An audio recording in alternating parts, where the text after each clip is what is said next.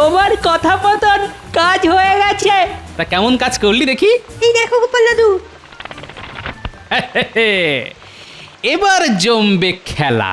কাল রাজসভায় মহারাজকে এমন শিক্ষা দেব যে আর কোনোদিন গোপালকে নিয়ে মজা করা তো দূরের কথা, গোপালের নাম মুখে আনতে গেলেও মহারাজ 10 বার ভাববেন।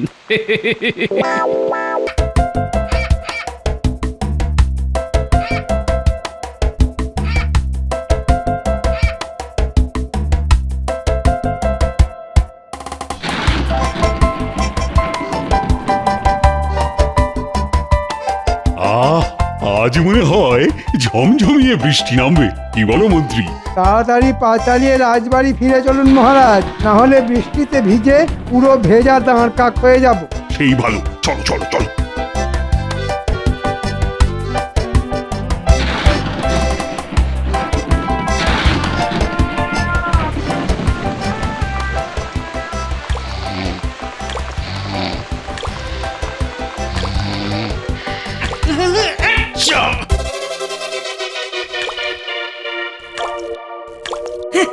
কি এই সর্বনাশ! আরে আমার ঘরের চাল যে ফুটো অগিন্নি।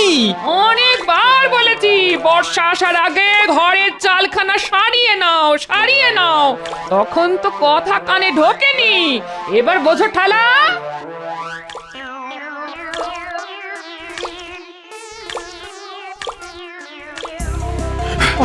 বাবা, তোড়ো তোড়ো তোড়ো। বৃষ্টি নামার আর সময় পেল না। তোর তোর।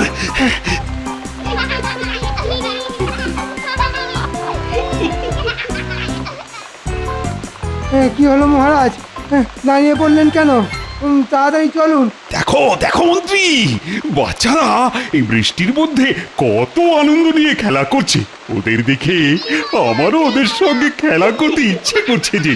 ও বাচ্চারা, আমিও খেলবো তোমাদের সঙ্গে। এই আমাকেও খেলতে নাও না গো তোমাদের সঙ্গে। ওই দেখ, মহারাজও আমাদের সঙ্গে খেলবে বলছে। এই নিন মহারাজ, এই নিন।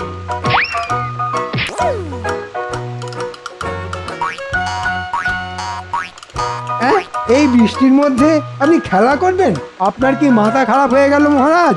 অবশ্য হতেও পারে, শুনেছি বেশিক্ষণ ভেজা মাথায় থাকলে ঠান্ডা লেগে মাথার ঘিলু কাজ করা বন্ধ করে দেয়। আপনারও তাই হয়েছে বলে মনে হচ্ছে। কি? আমার মাথায় ঠান্ডা লেগে ঘিলু কাজ করা বন্ধ করে দিয়েছে? এত বড় কথা! দাঁড়াও, এইবার দেখো মন্ত্রী, আমার মাথায় ঠান্ডা লাগার ফল। ওরে বাবা রে, আর বলবো না, ক্ষমা করে দিন মহারাজ, ক্ষমা করে দিন। আর বলবো না এমন কথা। না না না, সব কিচ্ছু শুনবো না। এই নাও।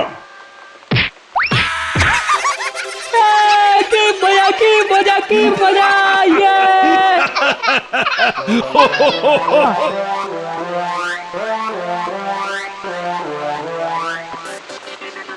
আজ যে করেই হোক মহারাজকে রাজি করিয়ে এই মাসের বেতনটা অগ্রিম চাইতেই হবে, না হলে আমাকে আর আমার গিন্নিকে বিছানার উপর ছাতা খুলে শুয়ে ঘুমোতে হবে।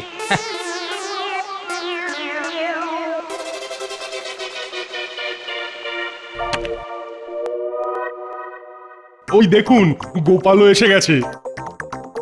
রোজ গোপাল রাজসভায় আসতে দেরি করে, কিন্তু আজ গোপালও রাজসভায় চলে এলো। কিন্তু মহারাজ এখনো এলেন না।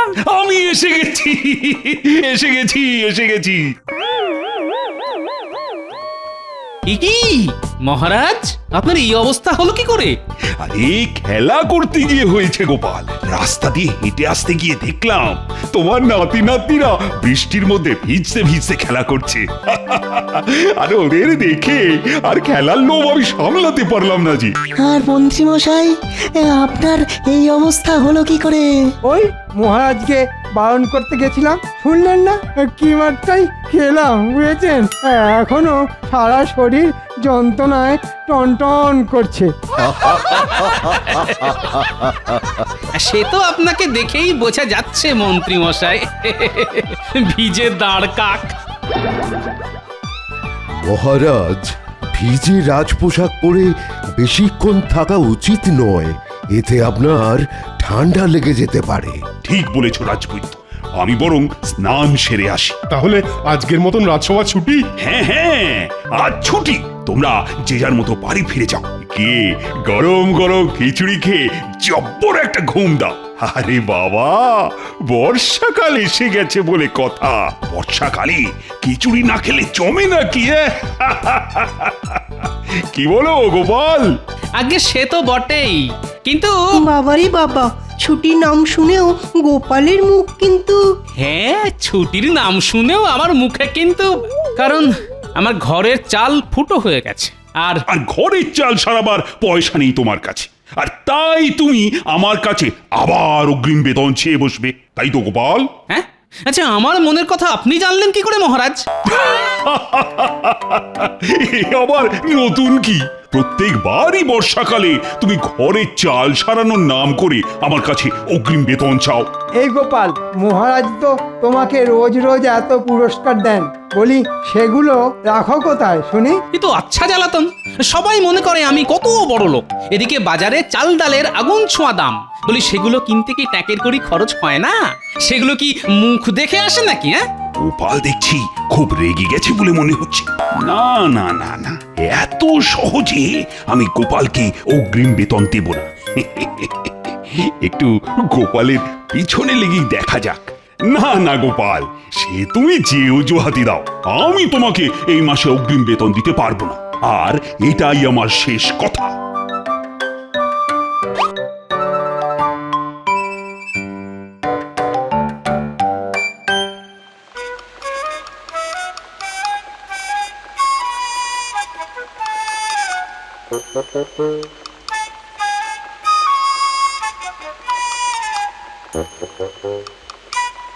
এই নিন, এবার গিয়ে তাড়াতাড়ি স্নান সেরে আসুন।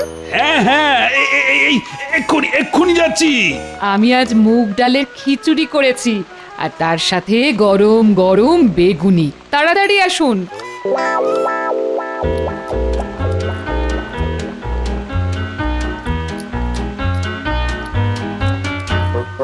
আহ আহ, বাইরে বৃষ্টি আর পেটে খিচুড়ি, সঙ্গে সঙ্গে গরম বেগুনি। আহ, কি যেন স্বর্গ।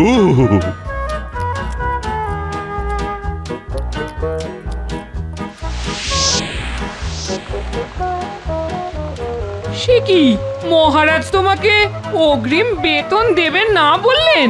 হ্যাঁ, তাই তো বললেন। এবার কি হবে গো? আমাদের ঘর বাড়ি যে জলে ভেসে যাবে গো। এক কাজ করো গিন্নি, তুমি রান্না বান্না সেরে রান্নাঘরেই শুয়ে পড়ো। আর তুমি তুমি কোথায় শোবে শুনি? কেন, খাটের নিচে। হ্যাঁ?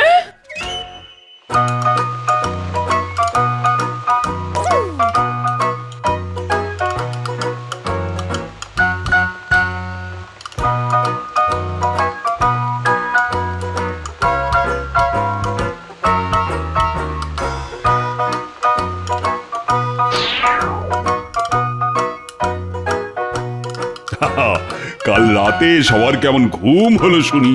ওহ, দারুণ! হ্যাঁ মহারাজ, দারুণ ঘুম হয়েছে। গতকাল সারা রাত বাইরে ঝমঝমিয়ে বৃষ্টি পড়ছে, ভালো ঘুম না হয় উপায় আছে নাকি? আর গোপাল, তোমার কেমন ঘুম হলো? আমার ফুটো ঘরের চাল দিয়ে জল পড়ছে জেনেও মহারাজ প্রশ্ন করলেন কেমন ঘুম হলো। হুম, আগে দারুণ ঘুম হয়েছে মহারাজ। সকালে ঘুমও ভেঙেছে দারুণ ভাবে। হ্যাঁ, সেটা কি রকম শুনি? আগে চোখ খুলে মুখ হা করলাম, ফুটো চাল থেকে বৃষ্টির জল সোজা আমার মুখে এসে পড়লো। ব্যাস, বৃষ্টির জলেই কুলকুচি করে চোখ মুখ ধুয়ে নিলাম।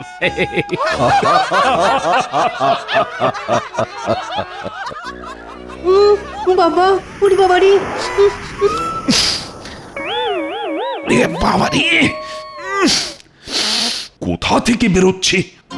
মহারাজ, এটা জুতোর দুর্গন্ধ। চামড়ার জুতো বেশিক্ষণ ভিজে থাকলে এরকম দুর্গন্ধ বেরোয়। বাপরে বাপ, গন্ধের চোটে নাক করেছি বন্ধ। কিন্তু প্রশ্নটা হলো, কার জুতো থেকে আসছে এই দুর্গন্ধ? কাল আমার চামড়ার জুতো জোড়া বৃষ্টির জলে ভিজেছে, এখনো পায়ে কেমন ভিজে ভিজে ঠেকছে। ঠিক করে শুকোয়নি। আর কারণ না, আমার জুতো থেকেই তো এই বিশ্রী গন্ধটা বেরোচ্ছে। না না, স্বয়ং মহারাজের জুতো থেকে দুর্গন্ধ বেরোচ্ছে, এই কিছুতেই মানা যায় না। যে করেই হোক এই দোষ অন্য কারুর ঘাড়ে চাপাতে হবে। কিন্তু কিন্তু কার ঘাড়ে চাপায়, কার ঘাড়ে? হ্যাঁ, গোপাল। গোপালের পেছনে যখন লাগবো বলে ঠিক করেছি, তখন একটু ভালো করেই লাগি। গোপাল, হ্যাঁ, গোপালের জুতো থেকেই এই বিশ্রী গন্ধটা বেরোচ্ছে। বললেই হলো, আমি আমার জুতো জোড়া হাতে করে বয়ে এনেছি। জুতোতে এক ফোঁটা বৃষ্টির জল লাগতে দিইনি। আমার মনে হয় এই দুর্গন্ধ অন্য কারুর জুতো থেকে বেরোচ্ছে। নিজের দোষ ঢাকতে এখন লোকের নামে দোষ চাপানো হচ্ছে। মহারাজ, আপনি গতকাল বললেন না যে আপনি গোপালকে অগ্রিম বেতন দেবেন না? সেই আগে গোপাল জুতোয় করে দুর্গন্ধ বয়ে এনে রাজসভায় দুর্গন্ধ ছড়াচ্ছে। এটা গোপালের একটা চাল। ঠিক বলেছ মন্ত্রী। আই গোপাল, যাও, তোমার জুতো আর তুমি দুজনেই এবার বাড়ি যাও তো। আর আজকের মতো রাজসভা এখানেই শেষ।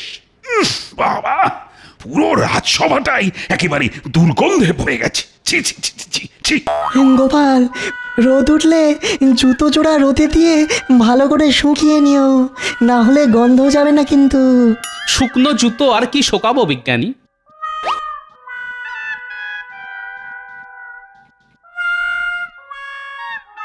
যাক, দুর্গন্ধটা আগের থেকে একটু কমেছে বলে মনে হচ্ছে।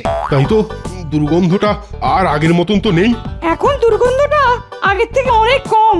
তার মানে মহারাজ, দুর্গন্ধটা আর কারুর জুতো থেকে নয়, আমাদের মহারাজের জুতো থেকে বেরোচ্ছে। আর তাই সেটা বুঝতে পেরে মহারাজ রাজসভা ছুটি দিয়ে চলে গেলেন। আর মহারাজ যাওয়ার সঙ্গে সঙ্গে জুতোর দুর্গন্ধও চলে গেল। কিন্তু মহারাজ তো শুধু চলে গেলেন না, যাওয়ার আগে দোষটা চাপিয়ে গেলেন আমার ঘাড়ে। এই গোপাল, যাও বাড়ি যাও।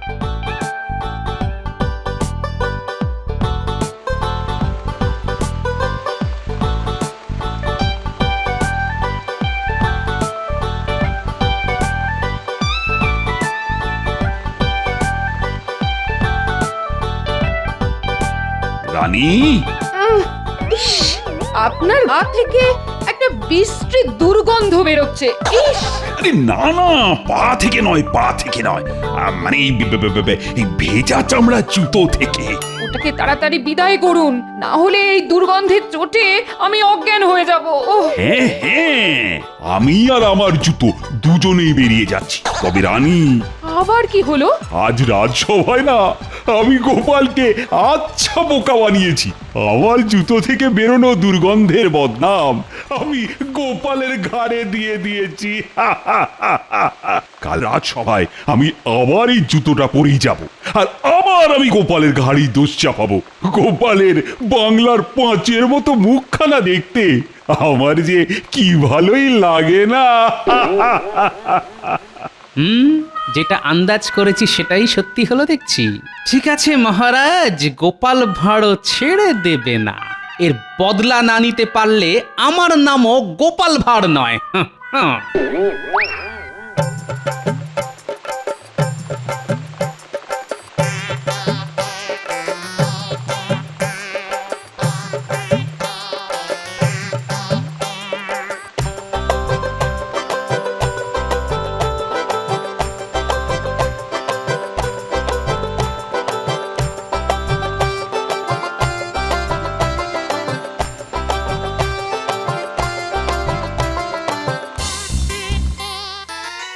এই যে খুদের দল, বৃষ্টিতে ভিজে কি করছিস তোরা?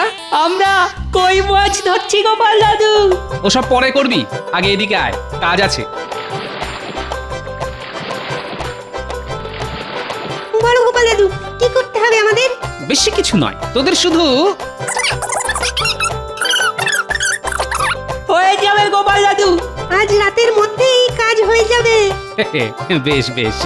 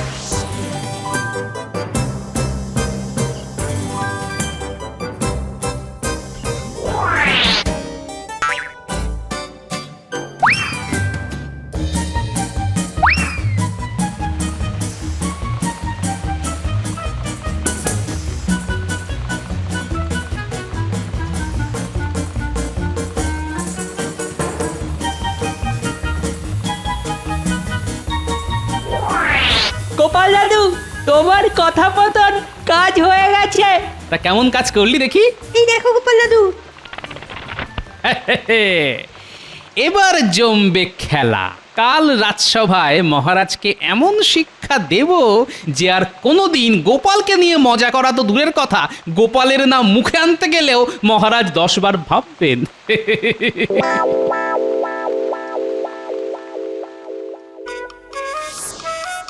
হ্যাঁ, কি অদ্ভুত ব্যাপার!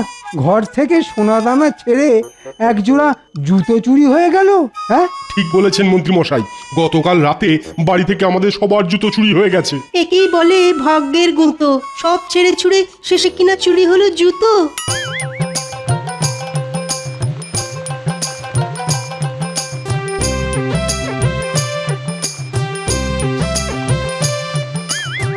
আজ মহারাজ হবেন অবাক, উড়ে যাবে গাছে বসা কাক, গোপালের বুদ্ধির জোরে করবে চিচিং ফাঁক।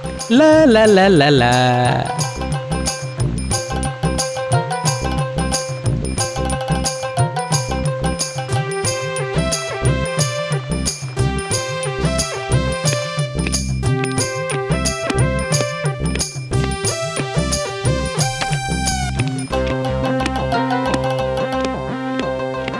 এ কি গোপাল, তোমার পায়ে জুতো?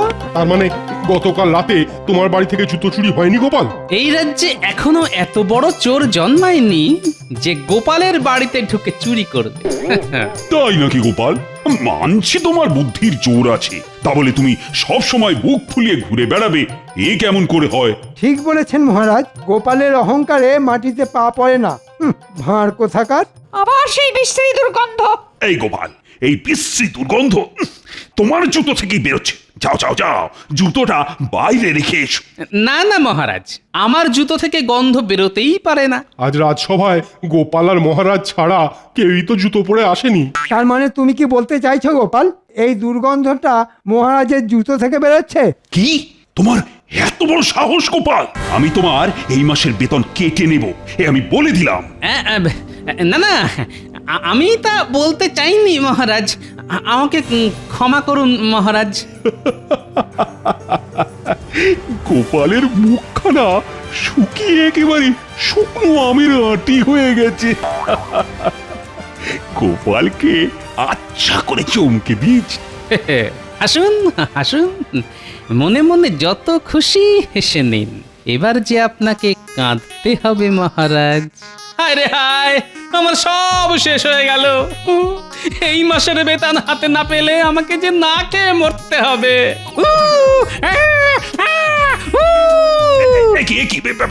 এসব এসব কি হচ্ছে গোপাল? পড়ে গেলাম, বাঁচাও বাঁচাও বাঁচাও। গোপাল পাগল হয়ে গেছে মহারাজ। না না না না না, পাগল নয়, এ তো মৃগী রোগের লক্ষণ।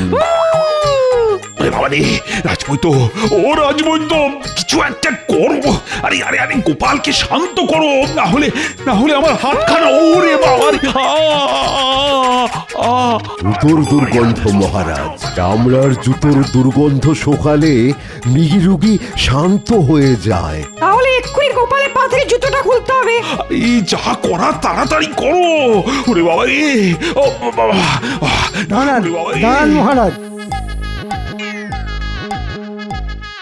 এই এই এই ওরে বাবা, ও কি শক্ত, কিছুতেই খুলছে না। ও না না না, গোপালের জুতোয় কাজ হবে না।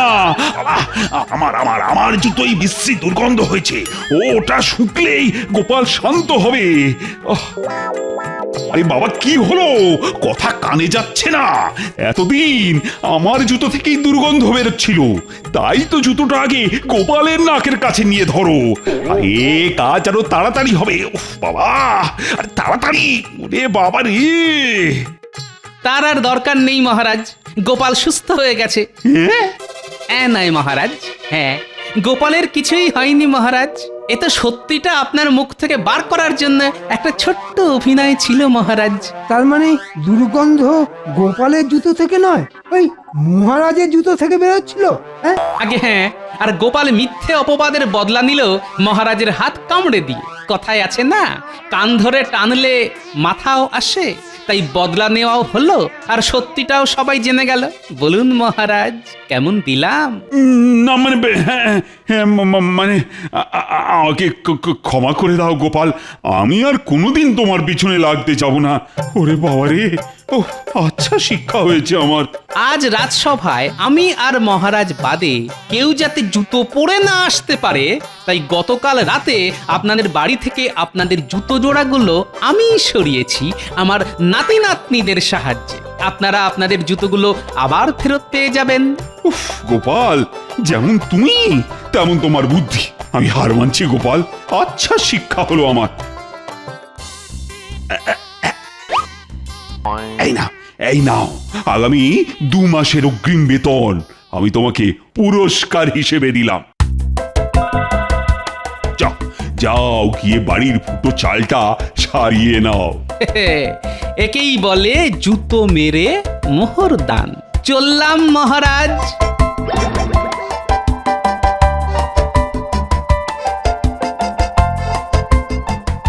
বাবা, ওরে বাবা রে, ও